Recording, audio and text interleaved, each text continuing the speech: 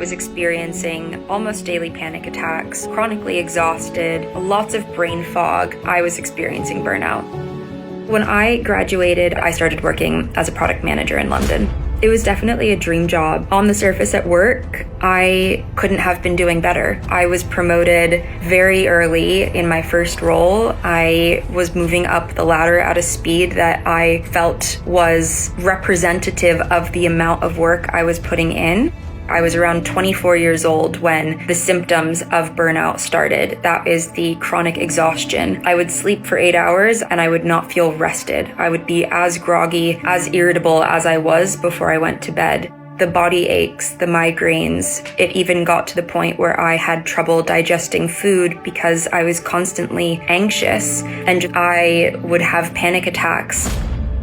When you're in burnout, one of the key symptoms that we see is cynicism, irritability, depersonalization. I did not tell anyone I was burnt out until several months after realizing it myself. I was ashamed, quite frankly, of being burnt out. I was just in this head down, grind every day, keep growing, and I thought that saying yes showed I was a good employee. I used to cope with my exhaustion by ignoring it. I turned to drinking. I looked for anything that would say, this is a really easy way to take the stress off for 20 minutes.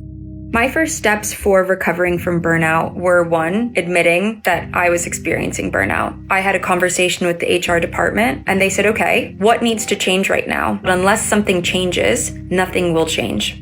A lot of what got me into burnout was this perfectionism, all or nothing mentality, people pleasing, feeling like I just had to say yes to everything. Stress was the thing that motivated me. It kept me going.